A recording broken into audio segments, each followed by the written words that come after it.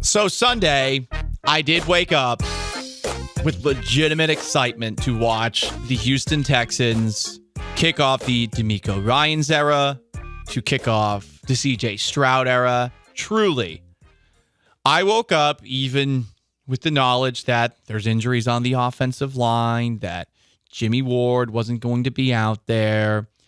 I thought, okay, if they show a pulse against Baltimore, I will be able to walk away from Sunday happy. And they did have a pulse in the first half. Despite a multitude of errors, it was 7-6. The Ravens with a 1-point lead on the Texans at halftime. Now, potentially the Texans could have had a lead at halftime if they hadn't burned all of their timeouts early, but that was to be expected. You got a rookie quarterback, you're on the road, you got a brand new offensive line. Then the second half happened, and you saw what the reality is going to be likely for the Texans this season. It's that they just do not have depth, and any injury is going to be felt physically right away, as you saw when George Fant suffered an injury, and all of a sudden the Texans had to throw Michael Dieter into the fire. I didn't even know he was still on the team. I remember he had played in the preseason at guard, not at tackle. Texans did have a guy playing left guard who has played tackle before. I don't know, maybe you slide him out there. Kind of tricky to do it in the middle of a game. But right away, Stroud gets sacked. That's the game. A game that I think is closer than the final score indicates. But if you didn't watch it, you don't care. And that's where we're at. And I want to say that like they took a step forward in this game, but am I being truthful in saying that they did? They are just babies. So I guess that's the defense. If you're somebody who wants to cape for the Houston effing Texans, you could do that. I thought Stroud got better as the game went along. I did think the defense did a really good job of containing that Baltimore offense. But I mean, ultimately, this is probably going to be a long year. Again, I'm probably going to hate myself on Sundays. Again, because I'm stuck watching this team. And Altuve drills one deep to left field. Altuve, two-run home run. I needed that. Number 16 on the year. It's 3-0. I needed that. I really needed that. Because there was another game that was going on Sunday. Yes, the Astros scored more runs than the Texans scored points. You know, I saw Brian McTaggart and Chandler Rome point that out on X. They're on X in the press box. There is an element of local sports media that truly despises the Texans, like just hates them. And I think hates the focus on them as well. And I got to say, I totally get it. I totally get it. As someone who used to poo-poo them covering every single Astros game circa 2011, 2012, 2013, 2014, I totally get why they're doing the victory laps themselves or cackling at the expense of the Texans. You're right. It was Brian McTaggart. It was Chandler Rome in a since deleted tweet. Here's what Brian McTaggart tweeted out in the middle of yesterday afternoon's Texans game and Astros game. Houston scoring updates. Ravens 25, Texans 9. Astros 9, Padres 1. Of course, that score would increase. Chandler Rome responded to it saying, Jim Crane grilling hamburgers after this one? Brian McTaggart responded, I'm sure sucker media, in quotation marks, damn, will eat them up. To which Chandler Rome responded, I was told Coach DeMeco would turn it all around. And look, they got the high ground here. They have the high ground. You can't say anything in response to that. They're right. It's kind of dumb that we talk about the Texans as much as we do, even with a rookie quarterback and a new head coach, which is why we have kicked this as far as we possibly could down to the back of the show. Hit story of the day, number 1. Texas beat Alabama. We haven't even talked about Texas A&M and Miami. We're sparing you, Aggies fans. We're sparing you from the disappointment. Number 2, it's the Astros taking 2 of 3 and having a 2.5 lead in the game lead in the American League West. 3, it's same old Texans. It's same old Texans. Yes, it's got a new cover It's got a new paint job. It's got a new boob job. Screw it. But that's the same thing. It is. You know, they might look perky, but they still look a little weird. They still aren't necessarily worth staring at that long. I will say the one boob that's defense looks a lot better than the one boob that's offense. I think they're a little uneven. Oh, yeah. They might be Cookie Monsters. You understand what I'm saying there? You know how like Cookie Monster's got his eyes all over the place? I understand what you're saying. You know what? Good imagery. One of the yacht weeks I went on, Greece yacht week. How are you being more insufferable in the last 5 words than I am? Because I am a cake eating influencer, sir. Anyway, one of the yacht weeks that you're on. When I was summering in Greece, how about that? When I was summering in Greece, I had a friend who was very proud of her bolt-ons, and she felt the need to just go topless one day. And we're like, okay, empowerment, you know? But it's never good when one pointer's going northwest and the other's going southeast. Like that doesn't add up. I don't know. So anyway, there's that. And that's your Houston Texans week 1 recap. That's what this team is right now. I suppose you could go take them into another surgeon and hide for a couple of months and not show anybody. But right now, this is who they are. And it's going to be tough to get through it. And honestly, I mean, CJ Stroud, is he going to get hurt this year? He got sacked 5 times in this game. He was running for his life. He made a couple of nice plays while running around, but there was hesitation. And it's going to be, I think, difficult for him to learn how to play in an offense where he's right under center. The receivers, as the game went on, they weren't bad, I guess. But they couldn't really run the football as much as they wanted to. And yeah, it's just going to be a tough watch this year, guys. It sucks because you want to be excited about it. And Baltimore's a good team. I do really think that the game was a lot closer than the final score indicates. But I don't want to... I feel like I'm trying to mislead you if I'm saying like, yeah, like they took a step forward. Like, no, I can't in good faith do that today. In the words of one texter who says, in the words of Dusty Baker, the Texans didn't take a step forward, but they didn't take a step back. I guess that's a good assessment of it. Another comment, this is from the twitch.tv/ESPN975. And I mean, this is about as Texans as it gets. Been away. Has it been mentioned that Stroud's first official NFL pass attempt was a completion to himself? That is when I decided I would stop watching the game. I just laughed and switched the channel. It was unbelievably Texans.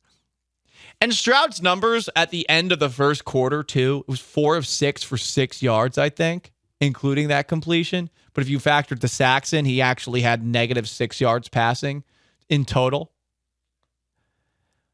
And I'll give him some credit for showing coconuts early. They punted on a 4th and 6. There's a running into the kicker. They have 4th and 1. They go for it, but they ran a bad play call. I thought the play calling in this game was suspect. And look, it's Bobby Slowick's first game calling plays, but I didn't like the calls that they had on that 4th and 1. I didn't like the call that they had on that 3rd and 5 when they were actually driving with the football. There are a couple of moments in this game where you can definitely second guess the actual offensive play calling, and there's lots of things that you can just point at and say, this stunk. And it's a shame because there were some good moments in this game. I thought Jalen Petrie was awesome. He is a crazy person and perhaps needs to think a little bit about his own safety, given that he, I guess, busted a lung and was coughing up blood. That's not good generally, but he was flying around out there. Derek Stingley had a great day. Great day. Because you didn't see him out there. But the one time where you did see him, he could have had a pick 6 if Lamar Jackson didn't dirt the throw that he made to the right sideline.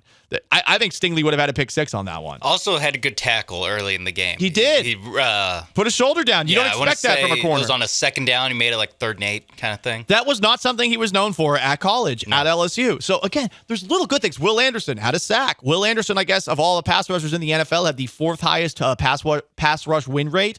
So that there were good things to take from this, but like it's 25-9 at the end of the day, and I don't think anyone wants to hear about it. Ground ball with the infield in. It's off of Rosario and into shallow left. That's going to score a run. Hell yeah. Tucker had to retreat on the ground ball, and Aggie Rosario couldn't come up with it. And the Astros lead 4-0. The Astros offense showed up at home on Saturday and Sunday. Did not show up on Friday when I was there. And I'm hoping that this is something that's going to continue. Yesterday, there were a lot of just weird moments in the game where the Padres fielding seemed a tad suspect. But, I mean, these guys are the top dogs in town, and thank God we have them, right? And I am curious if, Sean, we're going to fall back into our old ways from last year when it comes to talking about the Texans and the NFL. It is weird for me on a Monday to feel like I should not lead with the Texans or to lead with the NFL team that plays in this city. And I don't know how many of y'all know like how sports talk radio works, but generally it is believed that you should be talking about the NFL and the local NFL team first to cast the widest net when you're doing radio. College football, you're going to get less people. Baseball, you're generally going to get less people. But I feel like we're going to be doing the exact same thing that we did last year. Instead of talking about a first-year head coach and talking about a first-year quarterback, I think we're going to be focusing on the Astros in the midst of a divisional race, and then the Astros definitely in the playoffs. Like October, I imagine we're going to be almost talking exclusively Astros. It won't be I don't think it'll be as bad as last year, where like we literally went shows without like saying without saying the words Houston Texans. That's true. Like we were better for it, especially in October. I think some of those ALCSs and the day after, I think we were just all Astros. Like we did not talk about a single other thing. Maybe on a couple Fridays we then did like picks. That's pretty much it. For college football. And we were talking about college football, like in the college football six-pack on Tuesdays. Yeah, but other than that, I think we did there's probably a week where, I don't know, like the 90% of our segments were Houston Astros segments. I don't think it'll be that crazy because there still will be a rookie quarterback. Like there still is going to be stuff like that to talk about, and the DeMeco Ryans effect on the defense, which first impression, pretty good. It was pretty good, but they've been so bad for so long. I feel like to get anybody back, these have to come with wins, and they can't come in a 25-9 loss because they did get their asses kicked. When the game continued and the lack of depth that the Texans have, whether it's backup offensive linemen, which they're already going through, or a secondary without Jalen Petrie, felt like Baltimore started moving the football a little bit more after that happened. Like, this is going to be the result more often than not. And it is different than last year because you do have at least a sense of big picture with somebody not named Lovie Smith as your head coach and somebody not named Davis Mills as your quarterback. But at the same time, too, and I love how this is a conversation about what we should and shouldn't talk about. But I mean, is this not the correct doctrine to have for our show going forward? It's not, I don't know. It's not a bad one, but there still will be things to talk about. I still think that there will be at least at least early, at least in October, we won't be like, oh my God, this team sucks. I don't know. I don't know because the offensive line, but Sean, the offensive line stinks. And they put a lot of money into it from the 8-3-2. O-line was horrendous. Just makes no sense. With the amount of money they invested into it, you're 100% right. They put a lot of money into that thing, and okay, so Titus Howard's not there. Laramie Tunsil did not have a great day. No. I mean, he had a false start. I think he had a hold or two. A soft hold, but he had a hold, yeah. It was still a hold. Yeah. Holding happens on every single play. Yeah, They're going to call it. If they called it on that, then there are probably other moments where they could have called it on Tunsil. It was not Tunsil's best day. Of course, at left guard, you got Jack Jones. He wasn't bad. You know what's crazy is Jared Patterson and Jack Jones, they were not bad at center and left guard, but then it goes back to the totality, and you have all that money invested in it. And while Stroud, I thought when he wasn't getting sacked, did a couple of nice things. His incomplete passes continue to be really impressive. Like, there's a lot of impressive incomplete passes. But again, it goes back to like where we're at here. Like this is who they are for the foreseeable future. And until you get some sort of performance where Stroud just lights the stat sheet on fire, I think that it's going to be more collective indifference to this team, and deservedly so. They have done everything in their power unintentionally to run you off. It's been truly impressive. This should not bring you back. Like, a couple of positive signs, which there were on Sunday, shouldn't bring you back, which is why I'm just going to keep on saying I liked some of the things I saw yesterday, but I'm not going to try to be like, oh, we got something here. Like, that's disingenuous. And I don't know. I hope the flagship isn't doing that. We'll see what Cal McNair posts on social media, what the Texans post of Cal McNair doing something, throwing up the H. Maybe that will get people back. I do think, though, like, just given how the schedule breaks and the fact that we think this team is, like, capable of winning games, I think we can make it till October. I think we can. They have the Colts up next, the Jags. Yeah. Not bad. The Steelers looked like crap yesterday. Jesus. And I remember we talked about this on Friday. Patrick Peterson, who is a Steelers cornerback, was acting like the 49ers had some tell. And hey, what was the tell on Christian McCaffrey's 70-yard touchdown He's run? very fast. Yeah. And they block well. The Steelers were getting way too cocky about this season. There's some people that are on sports radio in Pittsburgh that, like, I went to the same school as, and I like this person, Andrew Filipponi, but he's been so insufferable about Kenny Pickett this offseason. And Pickett is a gambler. Pickett makes some dumb throws. Pickett has some skill, but Pickett is not someone that I'm sold on as a franchise quarterback or something like that. But anyway, to bring it back to the Texans, you're right. The schedule to open the year, it is still not bad, and this is probably the toughest game that you will play. But still, we need to see the results before anyone's going to want to hear about it. But I think with the schedule, there'll be October 8th they play the Falcons. Desmond Ridder. Yeah, he sucked. He threw for 115 yards. They ran the ball, and Algier had 2 touchdowns, and Bijan had a couple of nice moments. Yeah. So Saints on the 15th. They just played the NFC South in the middle of the year. I mean, Ryan Tannehill threw 3 interceptions, and they won by 1 point. So Panthers. The schedule is advantageous, as we have told you. Like, the schedule is easy, but how can you honestly say after a 25-9 loss that you see those wins coming? You can talk about the small, nice moments, but you're full of bleep if you are saying, but that means they're going to win these games. Really, it's just the schedule's easy. Hopefully it ends up working in their favor. I'm saying that, I guess to pencil, after a team scores 9 points in an NFL game, it's hard to be like, win, like ripping off wins. But they will 100% look better. They will 100% look more encouraging. Again, when they hit the Steelers, Falcons, Saints, Panthers, Bucks stretch of their schedule, and then that all ends on November 12th when they play the Bengals, who I know they didn't look good, but I have more faith in the Bengals to look good. I do too.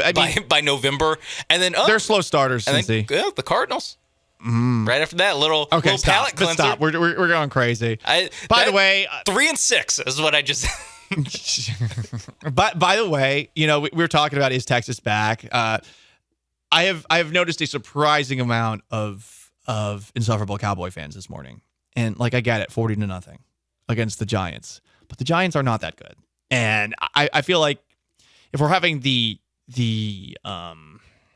arrogance conversation, Texas fans being arrogant after beating Alabama on the road, worthy of arrogance. Beating a Daniel Jones-led team 40-0, it's impressive, but it's not like I wouldn't puff my chest out. Text in, shout out to the Cowboys. Another text in, as a Cowboys fan, shut up. I just stop. Shut up. Paul Galancho, stick around.